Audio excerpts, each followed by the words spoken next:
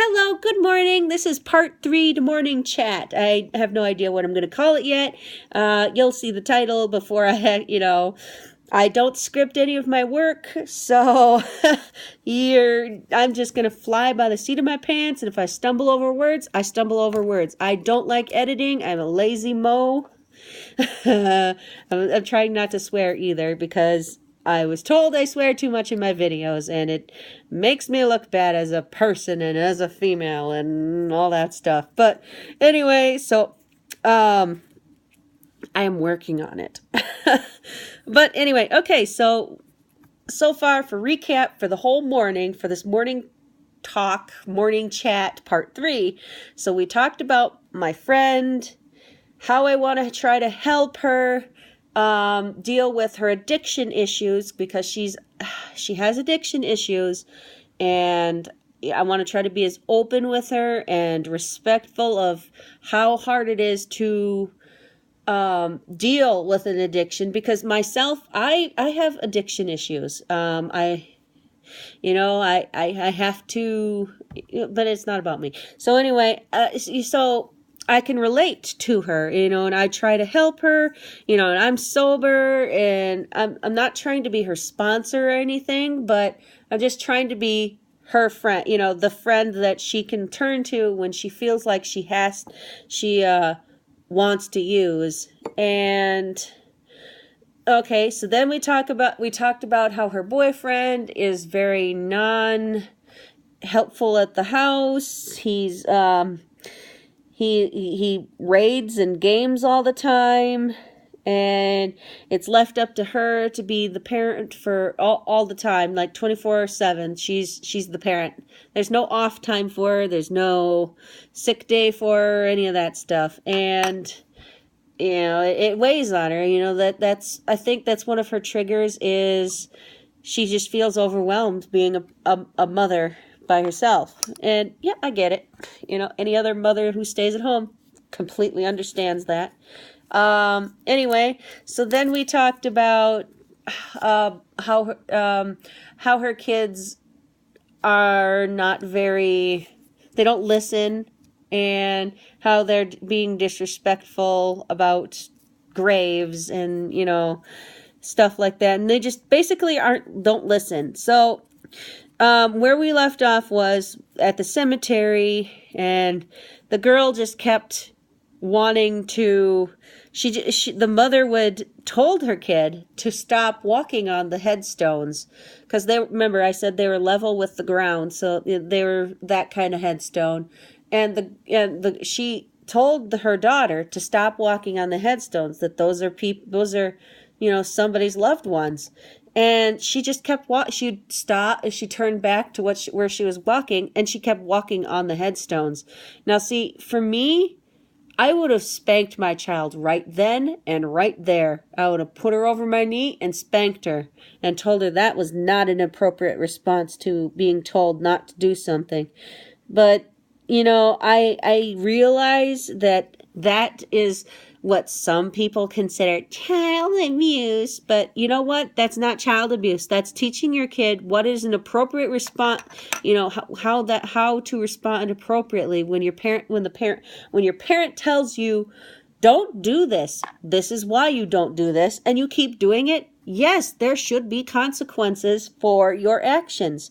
I am not one of those parents that believes that no kid should be touched. I mean, like for recently, the college thing. In some college where they got some stupid law about how they wanted no white people at the school. Now, got to keep in mind, I'm of Native American descent, so I particularly don't like hearing how only black people talk about how they were oppressed in America. Yes, they have a right to bitch about it, but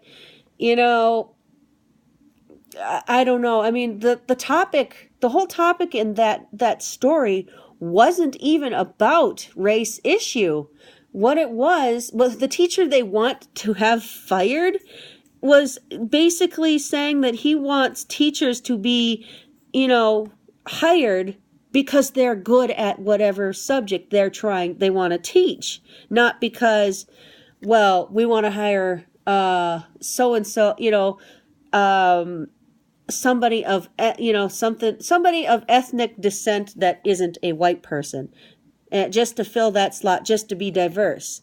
And the kids were saying that that's racist.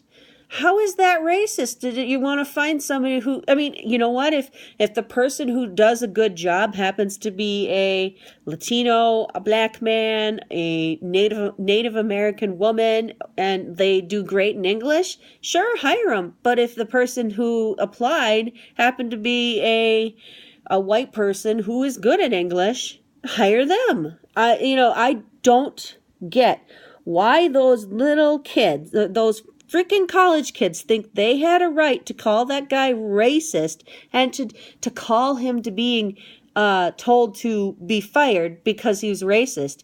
How in the fuck is that fudge? How in the fudge is that a racist comment at all? I do not understand that. He just wants to try to find the best teacher for whatever position it was that they, whatever. And by the way, that stupid high school, or that stupid school thing where they said certain kids shouldn't come to the school, so that, or certain kids shouldn't come to school because they want to have a ethnic day or whatever. That's a dumb thing. That shouldn't even be a thing. Not at all. Nope. See, people need to learn how to get along with everyone else. We're not segregated anymore. We shouldn't have to celebrate days where no white people or no black people or no Latino people or whatever can't do something, or, a gay man or woman can't do something. That's not where our society is anymore. And we should not keep encouraging those separation days. Now, we should be encouraging a day like after classes have been held, where you have like an awareness day or something, or like a culture day. That would be cool. That would be a great alternative. And oh my God, I got off topic again. Oh, hashtag ADD. But anyway, that just was, for me, that was a topic that recently, if I were the parent of those children at college, and yes, I have a kid who's going to be going to college. Well, she would be if she wasn't bad in her grades. Well, she can still go to a technical college, but 4 years out for her for her grades now. But anyway, I'm going to have kids that are going to be going to a 4-year. And if my kid acted just like those kids, you would be damn sure that I would put that kid over my knee and I would spank her bottom. Of course, not spank it to the point where they can't move their butt or they can't move, but they would at least get a good talking and explained why they should not act that way in public. And to me, when that little girl was stepping all over those tombstones, even after her mom said not to, that to me made me mad.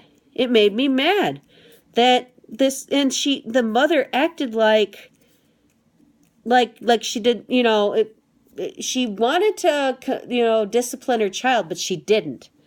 And to me, it's like, well, this is why she does those things. She isn't disciplined, and to me, that's, that isn't teaching her why she shouldn't do those things, And, the little boy, her littlest kid is 2, and he's a boy. And her littlest boy was actually, he was stepping on him, but I didn't make a big deal about it because he's 2. A 2-year-old isn't going to understand that there are people in the ground that are somebody else's relatives. A 2-year-old, it's just a little bit more of a it's more complicated thought process than a 2-year-old can comprehend. But a 6-year-old should know better. That is definitely, life and death and the circle of life. That is something a 6-year-old can grasp. Not so much a 2-year-old. That's why I didn't complain about the 2-year-old doing it.